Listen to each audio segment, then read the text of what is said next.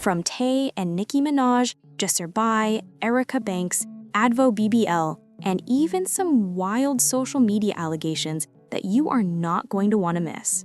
Let's kick things off with the Tay situation because honestly, this one has the internet going absolutely crazy. For those who might have missed it, people are speculating that Tay and Nicki Minaj are no longer on the best terms, and it apparently got to the point where they even unfollowed each other on social media. Naturally, whenever something like this happens, the rumors start flying and fans immediately assume the worst. Now, a lot of this speculation stems from Tay working heavily with Ice Spice. Every time Ice Spice steps out, she's styled by Tay, and people are starting to draw connections, even though Tay has a long history of working with other female rappers, including artists like Get a Vi. So technically, him working with Ice Spice isn't unusual or unprecedented.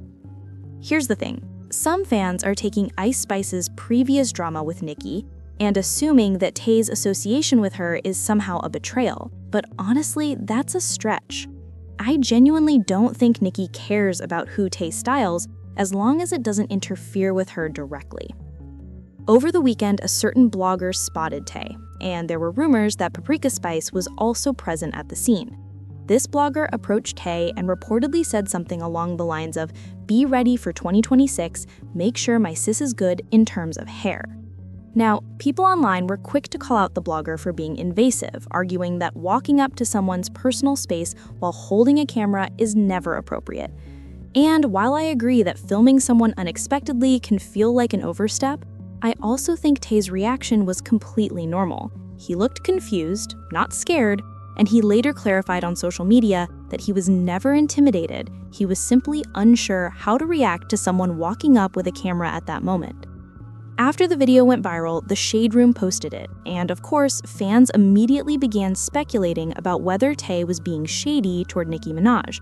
But after analyzing his responses and actions, there's really no evidence of any shade being thrown. He continues to repost Nicki-related content and maintains a professional demeanor. Interestingly, people also started checking their social media accounts to see if they were following each other, and as it turns out, they had unfollowed each other. Naturally, this led to more speculation that Tay might be betraying Nicki for Ice Spice. But let's pause for a second and think about this logically. Unfollowing someone on social media doesn't necessarily mean there's drama.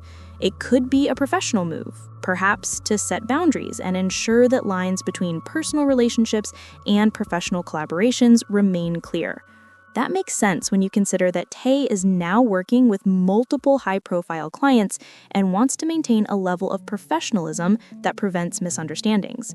So while fans are quick to jump to conclusions, I think this situation is more about managing professional boundaries than any real fallout between Tay and Nicki Minaj. Moving on, let's talk about Saweetie. Now, you all know I have a lot of respect for Saweetie. She's authentic, she minds her business, and she stays true to herself. She isn't out here pretending to be someone she's not, and she has consistently built her brand around being real and enjoying her lifestyle. But recently, some allegations have surfaced about her, and things have gotten a little messy. According to someone claiming to be a friend, though I use that term loosely, private DMs were released, alleging that Saweetie didn't fulfill a financial arrangement. This person went so far as to threaten to tarnish Saweetie's reputation publicly. On top of that, there are rumors about her being involved with rich men, and some of those men are allegedly married. Now, before we jump to conclusions, let's take a step back. People are quick to judge, but we also have to consider the source of these allegations. The person making these claims could very well have a personal agenda or a grudge against Saweetie. To add even more intrigue, there were also claims about Saweetie being involved in witchcraft. Honestly, I find that hard to believe. Miranda, one of my viewers, brought up an interesting perspective in my DMs. She suggested that the timing of these allegations seems suspicious, particularly because Advo BBL might have an interest in subtly targeting Saweetie's public image.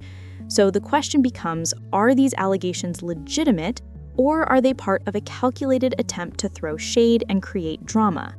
It's impossible to know for sure without more evidence, but it's definitely something to keep an eye on. Next, let's talk about Erica Banks. Recently, Erica shared that she wishes ciphers were still a thing. For those who don't know, cyphers are freestyle rap sessions where rappers go head-to-head, showcasing their skills. Erica expressed interest in getting back into that competitive spirit, and I have to say I respect her talent.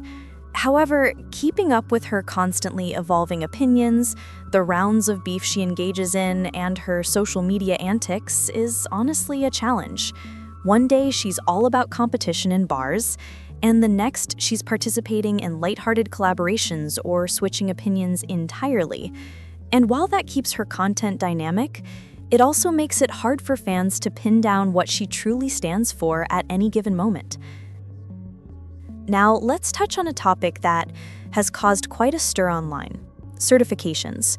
Some fans are claiming that Advo BBL is the highest certified female rapper currently. While she certainly has impressive achievements, that narrative becomes misleading when compared to Nicki Minaj. Nicki has an unparalleled catalog, multiple certifications, and a history of consistent success. Trying to argue otherwise is not only misleading, it's a disservice to understanding her impact on the industry. Advo BBL fans love creating narratives to compare her to Nicki, and when these narratives don't hold up, they often switch tactics or play the sympathy card. The truth is, comparing artists is always tricky, but claiming one is objectively superior based on selective metrics is highly subjective and can lead to unnecessary online drama. Now, let's touch on a topic that has caused quite a stir online: certifications. Some fans are claiming that Advo BBL is the highest certified female rapper currently. While she certainly has impressive achievements, that narrative becomes misleading when compared to Nicki Minaj. Nicki has an unparalleled catalog, multiple certifications, and a history of consistent success. Trying to argue otherwise is not only misleading, it's a disservice to understanding her impact on the industry. Advo BBL fans love creating narratives to compare her to Nicki, and when these narratives don't hold up, they often switch tactics or play the sympathy card. The truth is, comparing artists is always tricky, but claiming one is objectively superior based on selective metrics is highly subjective and can lead to unnecessary online drama. Now let's touch on a topic that has caused quite a stir online: certifications. Some fans are claiming that Advo BBL is the highest certified female rapper currently. While she certainly has impressive achievements, that narrative becomes misleading when compared to Nicki Minaj. Nicki has an unparalleled catalog, multiple certifications, and a history of consistent success. Trying to argue otherwise is not only misleading, it's a disservice to understanding her impact on the industry. Advo BBL fans love creating narratives to compare her to Nicki, and when these narratives don't hold up, they often switch tactics or play the sympathy card. The truth is, comparing artists is always tricky, but claiming one is objectively superior based on selective metrics is highly subjective and can lead to unnecessary online drama. Moving on, let's talk about Soy. I genuinely love Soy. She's authentic, she minds her business, and she stays true to herself. But recently, allegations have been floating around about her lifestyle. Someone claiming to be a friend, although I question that title, came forward with private DMs claiming Soy didn't fulfill a financial agreement. This person also threatened to ruin her reputation, alleging that Soy has been involved with rich men, some of whom are allegedly married. There's also a wild claim about Soy practicing witchcraft. Now, personally, I find that hard to believe, but Miranda brought up an interesting point. She suggested the timing of these allegations seems suspicious. According to her, it could be an indirect attempt by Advo BBL to target Soy's image, especially since Soy has managed to maintain a relatively clean public image when it comes to conflicts with other female artists. For me, the takeaway is this: Soy seems to be living her life, and as long as she's not interfering in other people's relationships, there's no reason for all this drama. But social media thrives on this kind of chaos, and unfortunately, Soy is caught in the crossfire. Next, let's talk about Erica Banks. She recently expressed her wish that rapper ciphers were still a thing, where artists would get in the booth and battle each other lyrically, no matter who likes who. I respect her talent and her vision, but keeping up with Erica Banks can be tough. Her opinions seem to change daily, and the number of rounds of beef she gets involved in is honestly exhausting to track. But here's the thing. Her idea of reviving ciphers is exciting. I mean, the energy of rappers going at each other for fun, showing their skill, and letting the music speak for itself is always something the culture needs. Erica, I see you. Keep putting yourself out there, but maybe keep the consistency too. Now, on to certifications. Lately, there's been a lot of chatter online about Advo BBL being the highest certified female rapper. Let me be clear, this narrative is misleading, especially when you consider Nicki Minaj's long-standing achievements. Comparing the two can be futile, because some fans create narratives just to spark comparison between Nicki and Advo. Here's the reality. Certifications don't tell the full story. Sales, influence, and legacy matter just as much. Arguing with Advo BBL fans online can feel endless because they often hunt for narratives to make Advo appear bigger than she is in comparison to Nicki. The key is understanding that both artists have their accomplishments, and trying to pit them against each other will never provide a fair picture. Now, here's where things get a little wild. Advocate BBL was recently spotted in a dance club, heavily pregnant, surrounded by men who were, let's just say, not wearing much. While some may argue it's her comfort zone, I personally find it classless. Let's put this in perspective. If other female artists like Nicki or Ms. Red were doing the same thing, the backlash would be massive. Social media would be filled with criticism, debates about motherhood and the appropriateness of the situation. But because Advocate BBL has been placed on a pedestal by certain fans, this behavior is applauded. That's the reality of social media double standards. Nonetheless, if she enjoys it, that's her choice. But context matters.